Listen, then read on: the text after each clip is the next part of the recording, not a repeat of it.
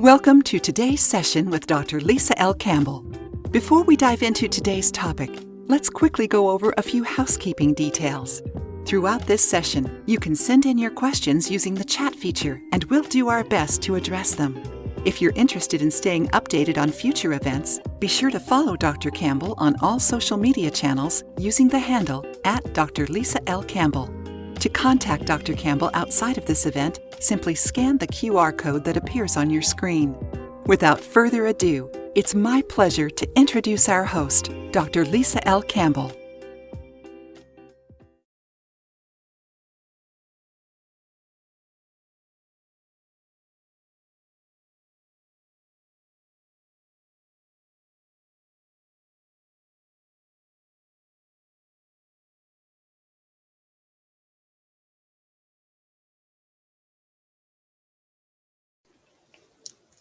Hello, everyone, and welcome to tonight's live growth session.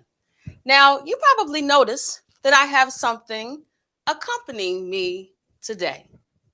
Yes, I have boxing gloves. And you probably are wondering, what's the purpose of these boxing gloves? Well, I'm going to tell you. Tonight's topic revolves around imposter syndrome.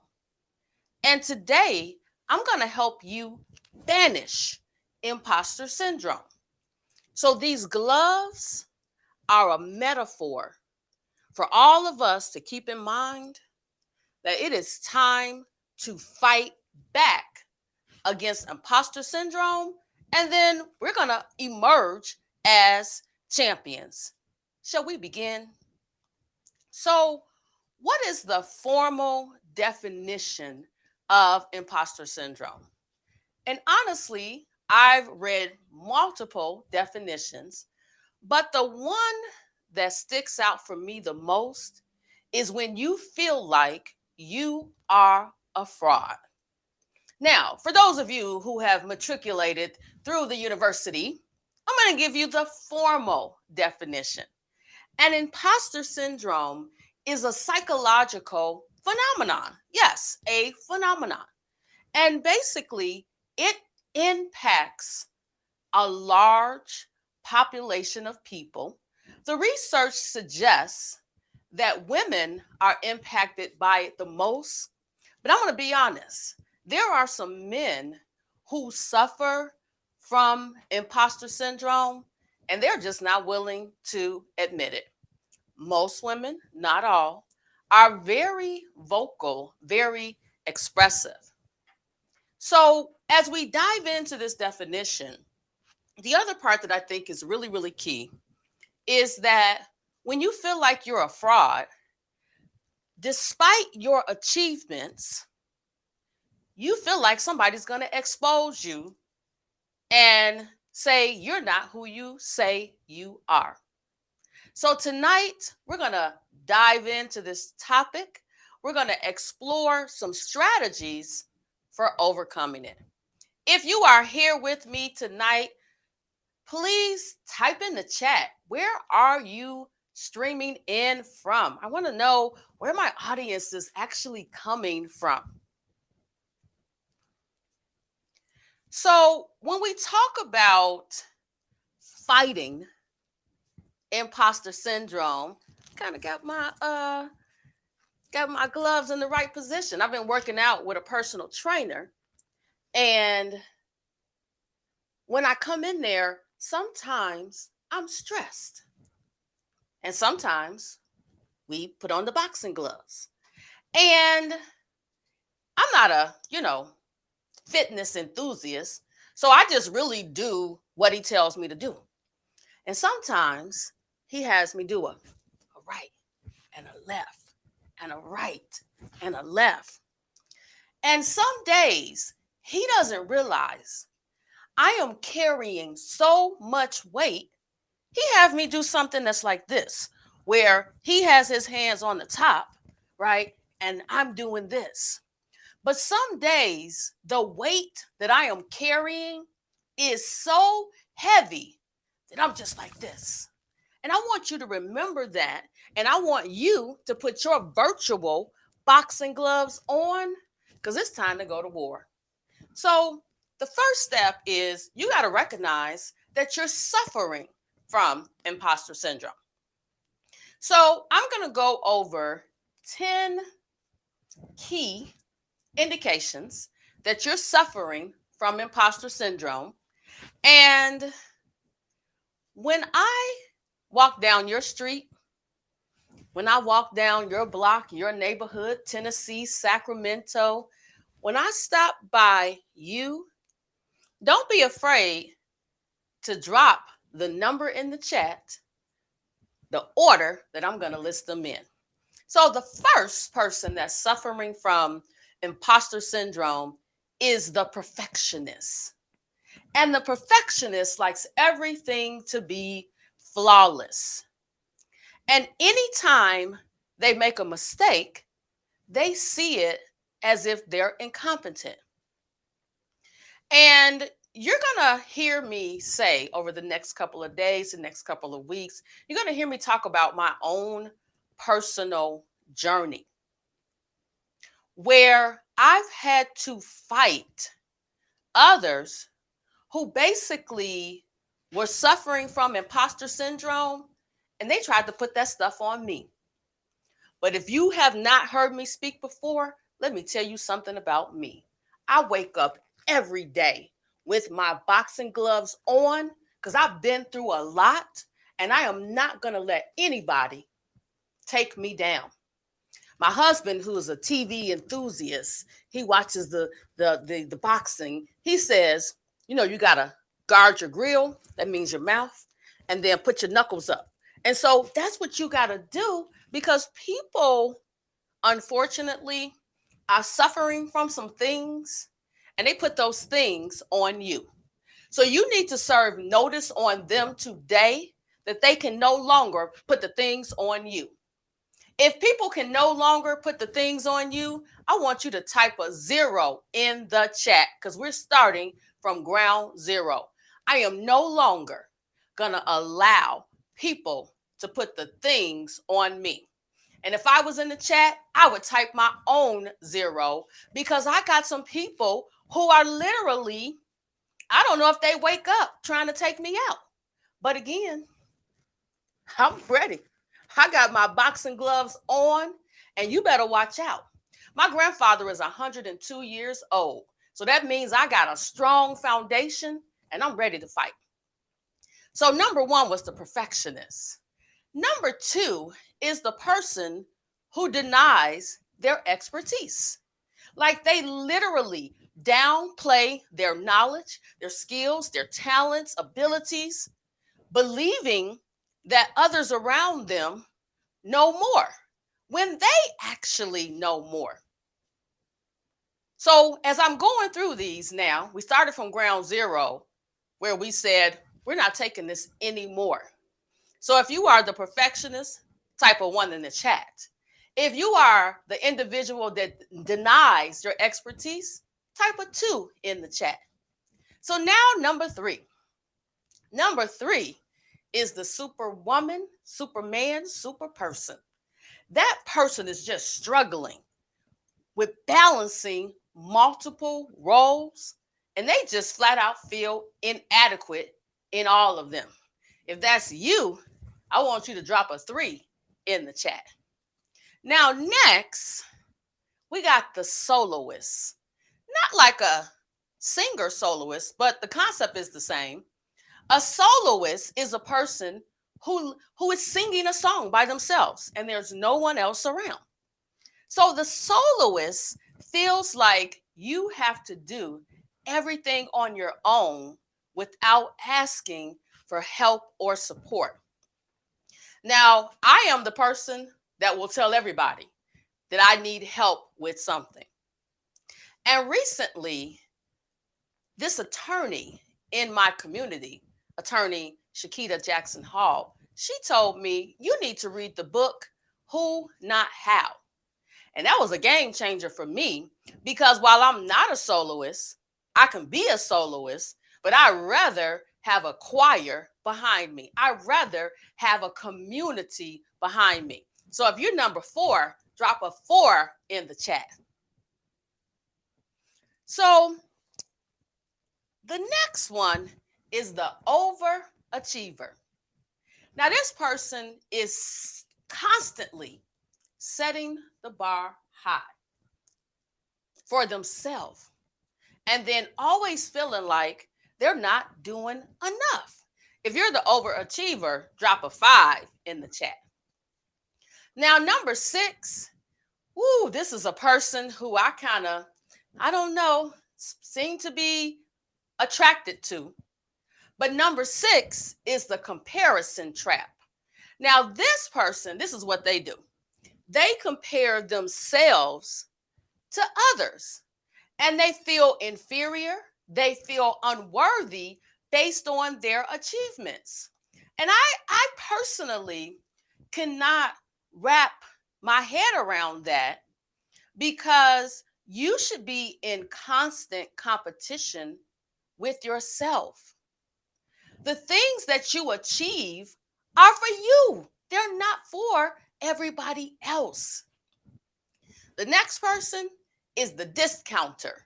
And the discounter, they believe, oh, I'm just lucky. There was some external factor that caused me to achieve this success. So they discount their success. So far, we've gone over 7 characteristics. Let's do a couple of more. So now, the fearful fraud. That's the person who's constantly living in fear and feeling like they're going to be found out, when in actuality, they're the talent. They're the person that's in the room that's the most knowledgeable, has the most expertise. And I'm not talking about education. There is this misconception, and I wrote a LinkedIn article about it. There's this misconception that people who have, the advanced degrees surely must know more than everyone else. And that is absolutely not true. So now we're going to go to number 9. And if you're number 8, drop an 8 in the chat. Number 9 is the attention avoider. This person is like this. I don't want anybody to know that I'm here. I'm going to just, stay off to the side and hopefully nobody sees me. And so they shy away from recognition, compliments, and they're like, yeah, I don't deserve them. If you're number 9, drop a 9 in the chat. Then we got the persistent doubter. This is the person that second guesses every decision. And then they're constantly asking others for validation. They're seeking validation from others when they are the talent. Hey, let's do a talent check. If you know when you operate in your zone of genius that you're the talent, I want you to type in the chat, I am the talent. And it's not being cocky. When you work hard to get to where you're going, you can't allow others to make you feel less than. What you got to do? You got to put those boxing gloves on. Now, I hope it's no boxers on here, because they probably say she has the wrong stunts. But guess what? When I wake up in the morning, I'm thinking about, I'm going to do a 1 and a 2 and a 3 and a 4 and a 5 and a 6. And I am going to continue to let the world know what I know and what I don't know. I don't know everything, but the things that I know, I know. All right. So now those were the 10, right? So we got the 10. So the last one was the person that is consistently doubting themselves, second guessing everything. So we talked about all of those, right? And each of these 10 gave you a small glimpse into imposter syndrome. and how it actually manifests itself. And when you recognize, and the key, when you recognize these patterns, you can begin to unpack them, understand them, and most importantly, you got to address them. Remember, you are not alone in this struggle, and there are strategies that you can do to overcome them. So let's talk about a few. So, number one, treat yourself like you are a king or a queen. Have the self love, embrace self compassion. And then just remember, you're human, you're going to make mistakes.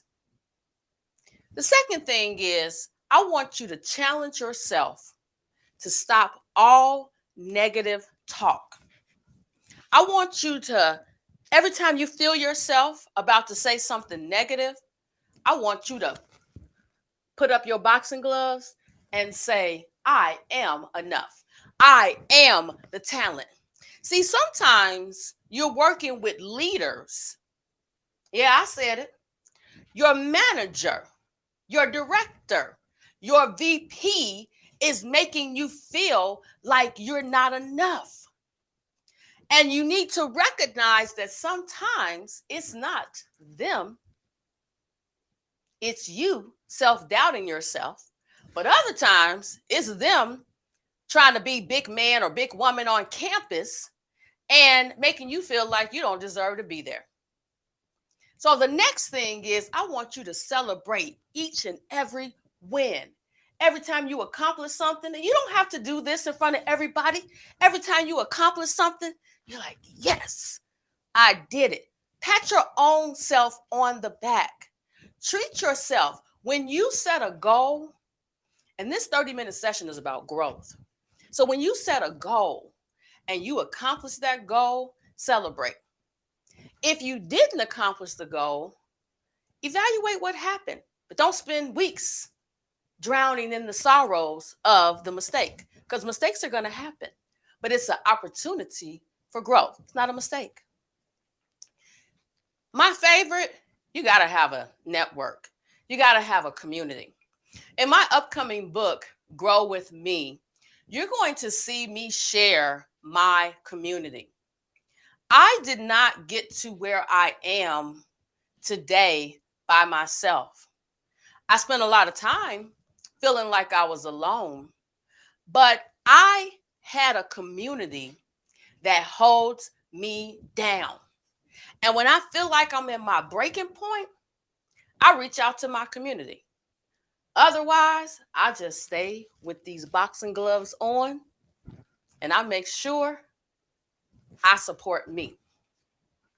So now, every successful person has setbacks. I want you to type setbacks in the chat, because you got to just recognize every person has setbacks. As an entrepreneur, I've experienced setbacks. And there have been some times that I've sat on this office floor and laid on my face and I cried. And after I finished on my face crying, guess what I did? I got back up and I got into position, because I decided that I was not going to let fear hold me back. So now, mindset is something that I believe in. There is a researcher or author, Carol Dweck, Dr. Carol, and it's Dweck. You can Google it. She wrote a book on mindset. And in particular, something that I have embraced is the concept of a growth mindset. When you believe in your ability to learn, adapt, and grow, you're going to see the challenges as an opportunity. I work with a coach. Her name is Ashley Kirkwood. And one of the things that she taught me was that no experience should be left behind. But also, she said, you should be learning faster than you're growing. So that may involve joining a community. That may involve reading. That may involve Stepping outside of your comfort zone and finding your people. You need your people. You need people who believe in what you're doing. I read a post on Facebook where the person talked about people in your life that don't see your vision. And so they don't support your vision. But let me highlight one word that's important: your.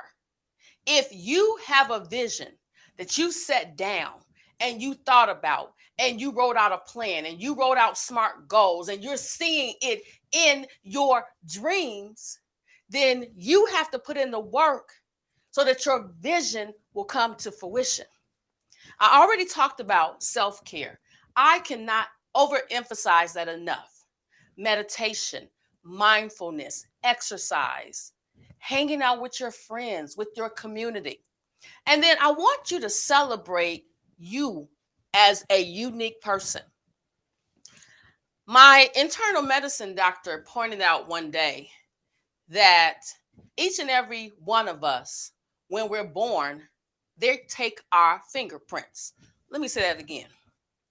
When we're born, they take our fingerprints. Usually, they might take your footprint when you're a little baby. But if you get in trouble with the law, they're going to take your fingerprint, right? Because each and every one of us is a unique being. And so when you are wherever you are, you need to stand up as your best self and tell imposter syndrome, you need to sit outside because you're not welcome in here.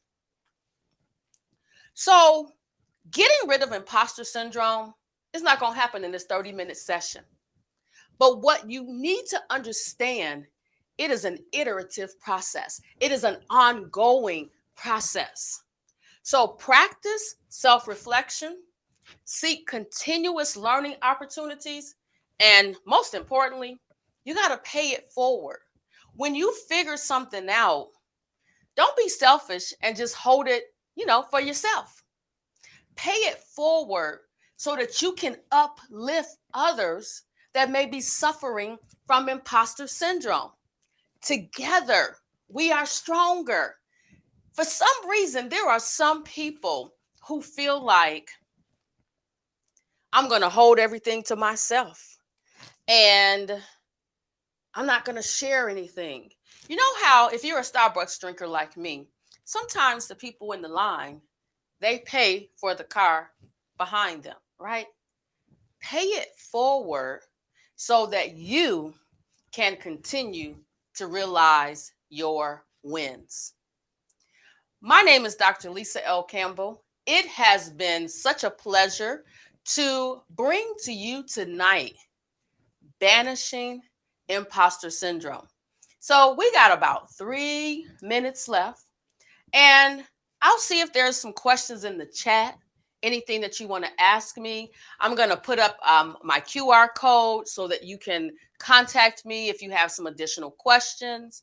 And so that QR code will be up shortly, but I'll look in the chat and see what's actually going on.